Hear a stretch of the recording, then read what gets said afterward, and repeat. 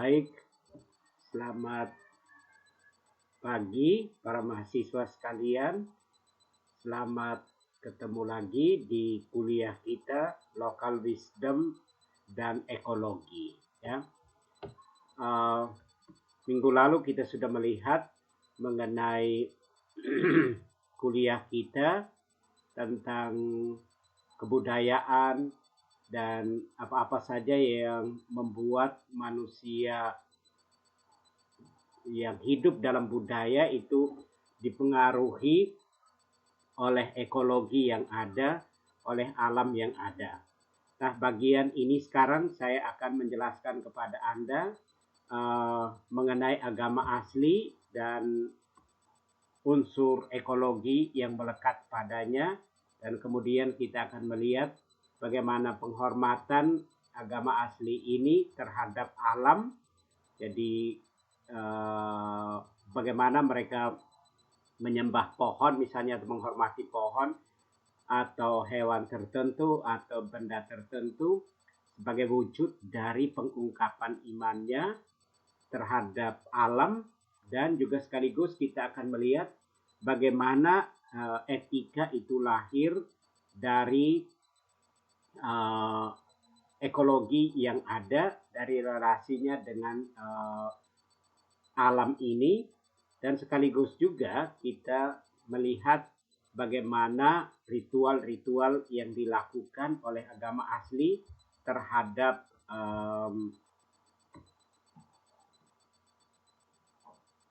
alam ini. Ya, jadi ada 4 unsur utama yang dihormati oleh agama asli, yaitu matahari, bulan, bumi, udara, dan air.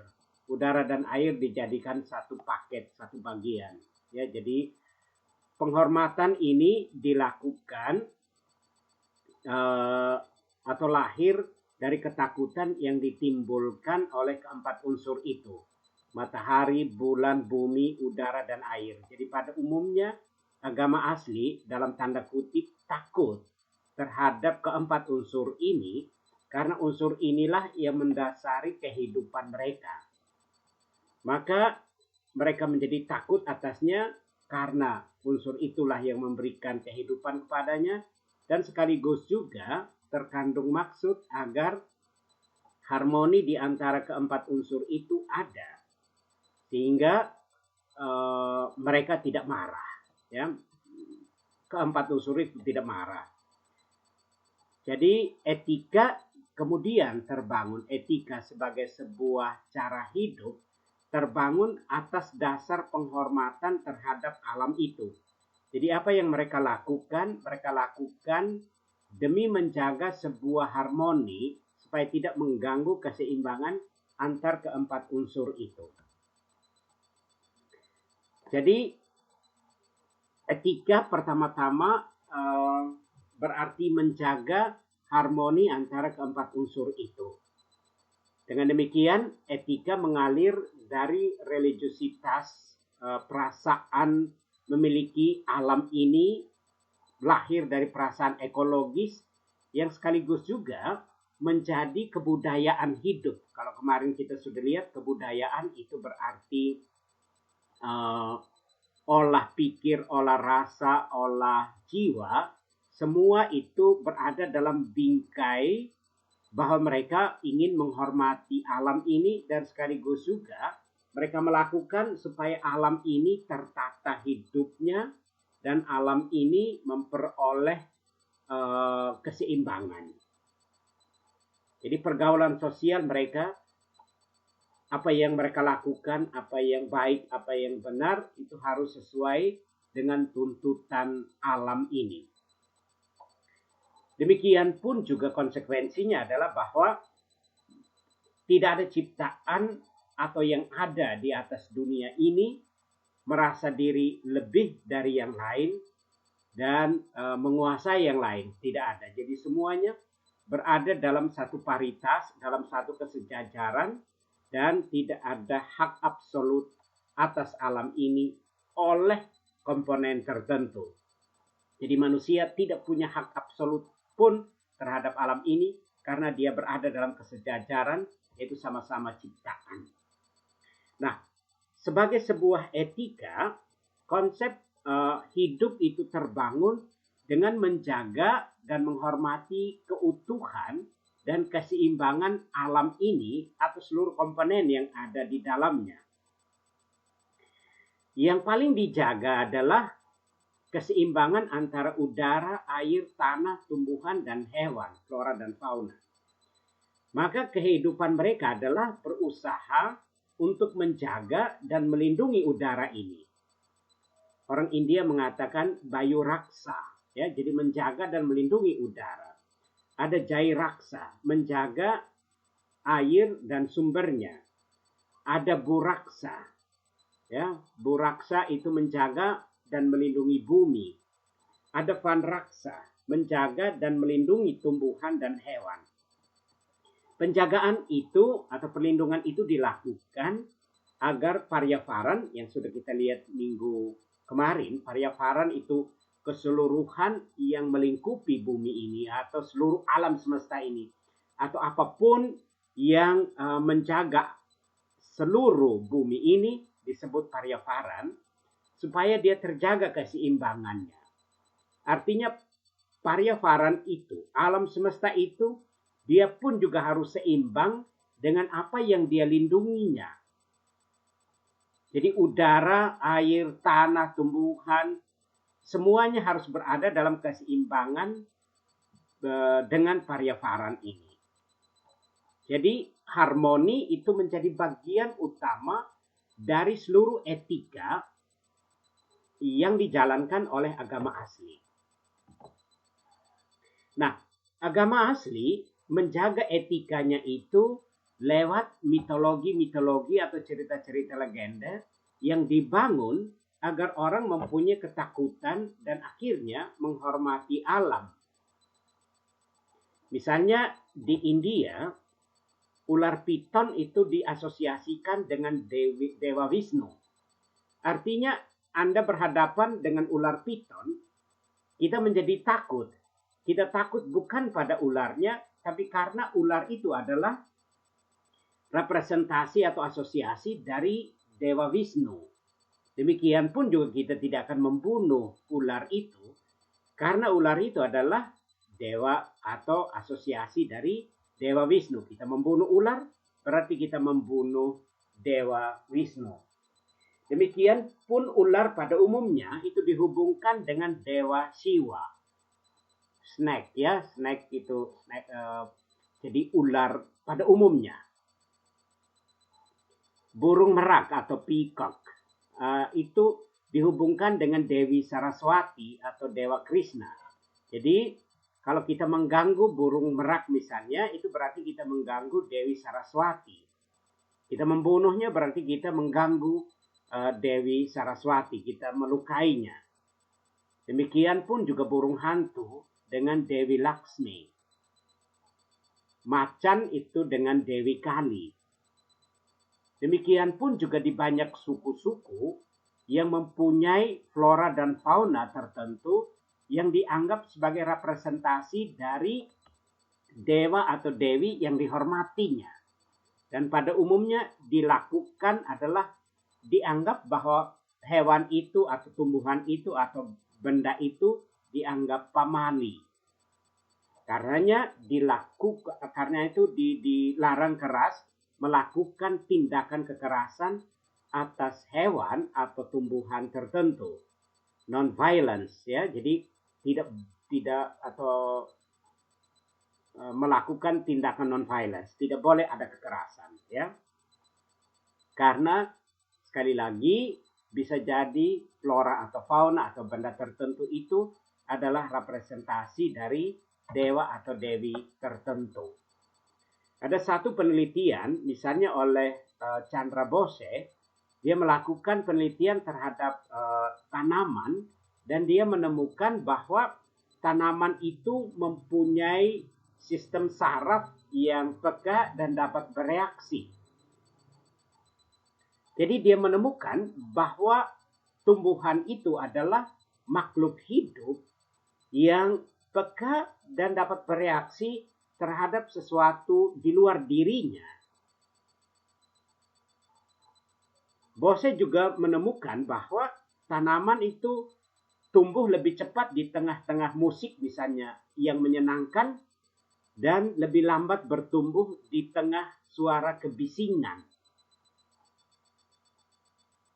Dan dia juga mengklaim bahwa tanaman itu mempunyai rasa sakit, memahami kasih sayang. Dan menurut dia, tanaman yang diperlakukan dengan perawatan dan kasih sayang itu akan membuah atau akan memberikan getaran yang berbeda dengan tanaman yang mengalami penyiksaan. Jadi kalau kita menanam sesuatu dan mempunyai relasi yang baik dengan tanaman itu akan bertumbuh dengan baik dan cepat bertumbuhnya. Sebaliknya kalau kita menyiksa, dia akan bertumbuh lebih lambat. Dan saya rasa apa yang dikatakan Bose dalam kehidupan kita sehari-hari dapat dilihat. Misalnya begini, seorang ibu atau seorang perempuan kalau dia menanam pohon, menanam tanaman atau bunga-bunga, dia biasanya menyiram sambil berbicara dengan bunga, mengelus-elus. Bunga itu akan memberikan efek lebih cepat tumbuhnya, lebih harum baunya, atau lebih mekar bunganya dibandingkan dengan kita laki-laki yang kalau menanam itu kadang-kadang seperti menyiksa. Kita kadang juga menendang bunga atau pot yang ada. Lalu dia mengalami getaran yang berbeda dan dia mengalami penyiksaan. Jadi yang mau dikatakan Bose adalah bahwa tumbuhan itu mempunyai rasa kasih sayang. Penemuan dari Emoto tentang air juga dapat memberikan gambaran kepada kita, kesadaran kepada kita tentang fenomen alam ini, bahwa air itu adalah benda mati tetapi dia mempunyai kesadaran. Misalnya dalam penelitiannya dia menemukan air itu akan membentuk kristal heksagonal yang cantik ketika mendapat vibrasi positif, vibrasi kasih. Dan kasih itulah yang membangun air itu membentuk heksagonal. Sebaliknya, kristalnya akan menjadi rusak ketika mendapat vibrasi negatif. Jadi saat mendengarkan doa dengan bahasa apapun juga, saat mendengarkan nyanyian yang indah, saat mendapatkan perlakuan yang menghormatinya, air itu akan membentuk heksagonal yang cantik. Dan air itu lalu menjadi air yang penuh dengan hal-hal positif yang dapat mempengaruhi kehidupan kita. Sebaliknya kalau dia mendengar umpatan, makian dari kita, air itu tidak akan membentuk kristal. Ya, itulah alasannya mengapa di banyak agama itu menggunakan air sebagai juga bagian dari ritual kehidupan imannya, kehidupan keberagamaannya. Misalnya saudara-saudara kita yang muslim menggunakan air untuk wudhu, untuk pembersihan sebelum berdoa. Jadi air itu akan membersihkan dia.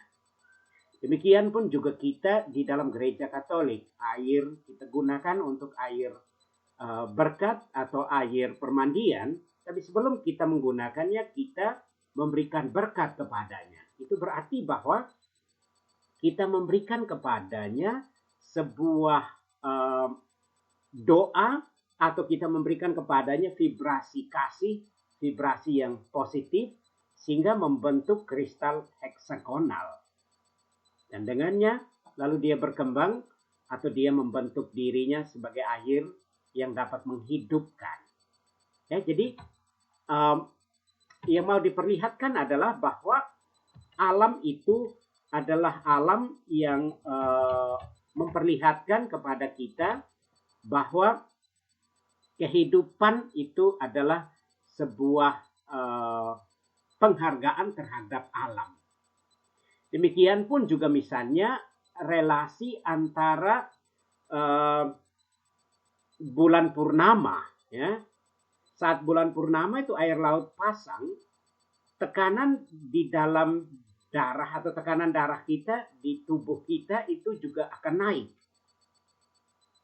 Jadi ada relasi antara alam dan kehidupan kita.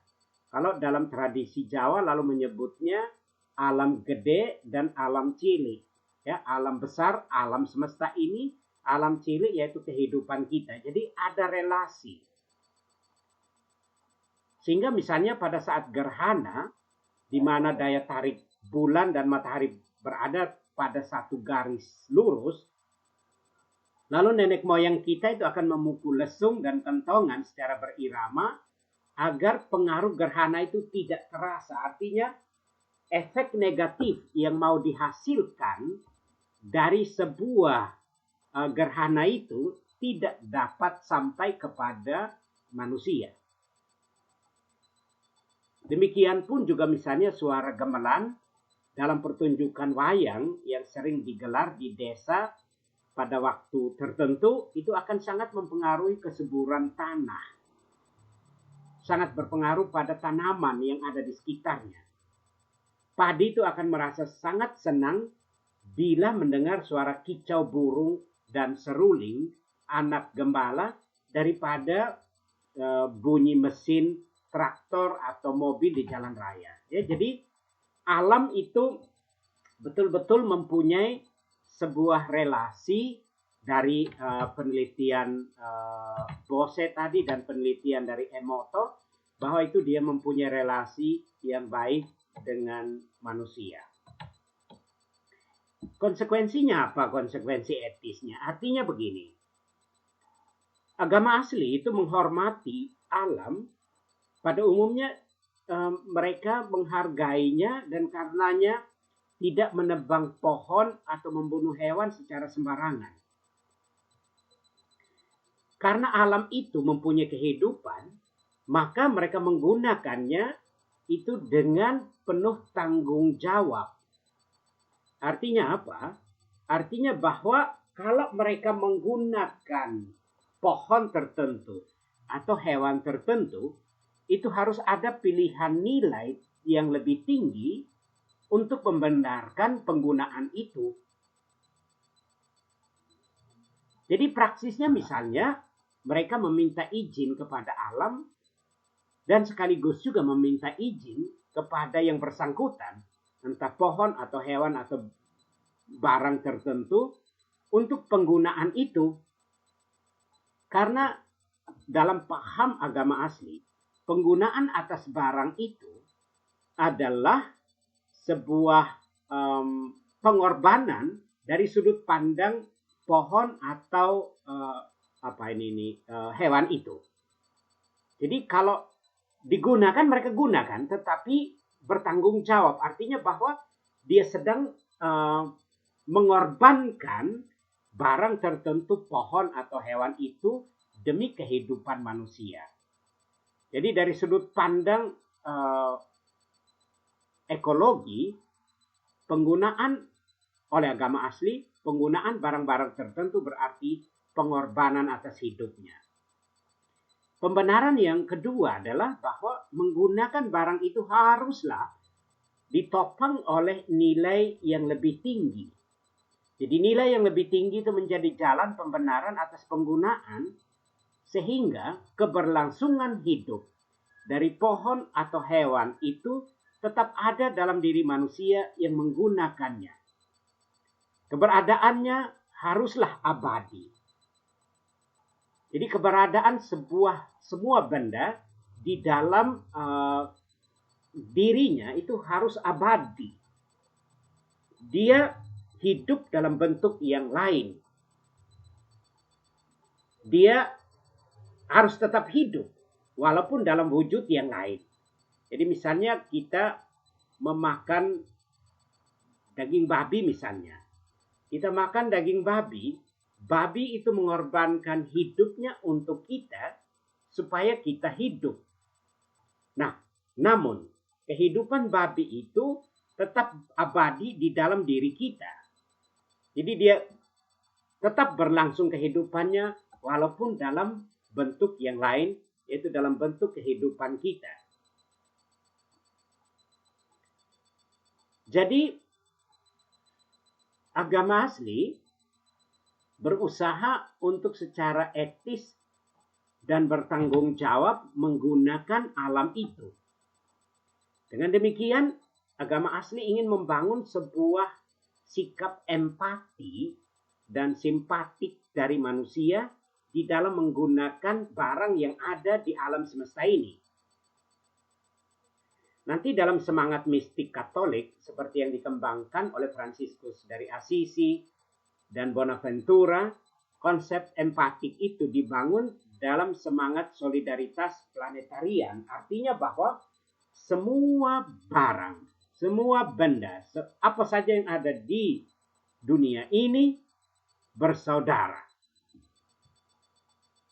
Berada dalam satu konsep solidaritas planetarian. Planet itu planet, solidaritas itu berarti sebuah kesatuan, kebersamaan hidup yang terbangun dalam bentuk integrasi yang sangat kuat, di mana compassion itu menjadi dasar dari kehidupan mereka.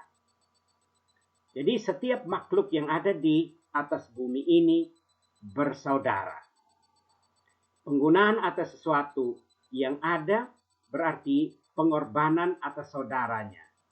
Namun hal itu dilakukan asal demi kebahagiaan yang menggunakannya. Itulah tanggung jawab. Jadi kalau kita menggunakannya, kita menggunakan demi kebahagiaan kita dengan mengorbankan hal-hal yang lain, barang-barang yang ada di luar diri kita, namun dia tetap ada di dalam diri kita. Baik, paham agama asli dan paham ketuhanan agama asli dan bagaimana mereka melihat kehadiran yang transenden itu. Paham ketuhanan dalam agama asli tidak nampak seperti dalam paham Kristianitas. Tuhan bagi mereka adalah yang transenden dan tidak dipersonifikasikan pada nama tertentu. Namun, dia ada dalam alam ciptaannya, baik dalam flora atau dalam fauna atau dalam barang tertentu. Maka penghormatan terhadap flora atau fauna tertentu adalah bentuk penghormatan kepada yang transenden. Itulah alasannya mengapa mereka menyembah pohon, benda atau hewan tertentu, karena mereka melihat bahwa flora atau fauna, pohon atau hewan atau benda tertentu itu adalah gambaran dari yang transenden. Romo Edi Kristianto mengatakan, karena dalam bahasa kita teologi Katolik mengatakan, akhirnya semua benda-benda ini adalah juga sakramen tanda kehadiran Allah. Ya, jadi orang agama asli juga berpandangan yang sama, ya, bahwa semua yang ada di dunia ini adalah juga gambaran dari yang transenden. Maka memotong pohon atau membunuh hewan dengan tidak bertanggung jawab akan dikenai denda tertentu. Jadi mereka memelihara betul-betul kehidupan dari barang atau hewan atau pohon yang ada di luar dirinya. Alam semesta itu harus tetap dijaga kebersihannya agar yang transenden tidak marah.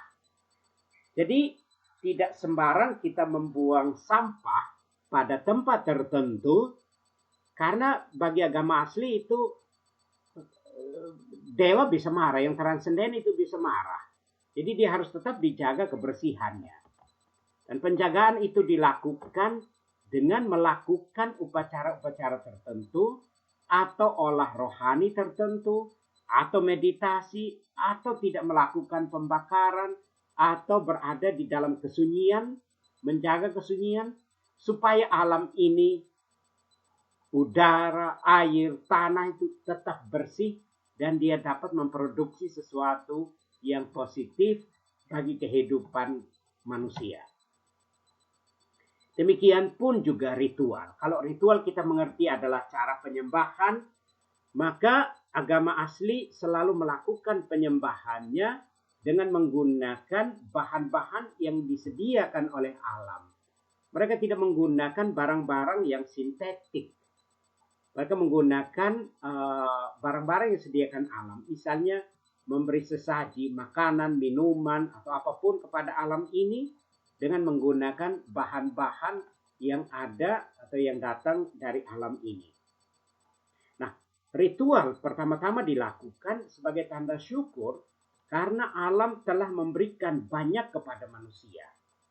Jadi mereka melakukan ritual, memberikan sesaji kepada alam ini, entah kepada pohon atau kepada barang tertentu, itu sebagai ungkapan syukurnya atas kehidupan yang telah dia terima dari alam ini. Saya mengutip pendapat Mahatma Gandhi yang berkata, nature has enough to satisfy everyone's need, but not everyone's greed. Jadi alam telah memberikan begitu banyak kepada manusia, maka sewajarnya kita menghormati alam ini. Jadi dia memberikan kepada kita bukan untuk mengagungkan kita, tetapi dia memberikan kepada kita supaya kehidupan kita berlangsung. Di dalam film Little Krishna, misalnya penduduk Vrindavan diminta oleh Sri Krishna untuk menyembah Bukit Govinda dan bukan Dewa Indra yang harus dihormati. Karena bagi Sri Krishna, bukit itulah yang memberikan kehidupan pada masyarakat. Jadi Krishna dia tidak mengajari animisme dan dinamisme, namun dia mengajari bahwa alam itu yang harus dihormati. Karena kalau kita menghormati alam, sekaligus terkandung di dalamnya kita menghormati dewa atau dewi.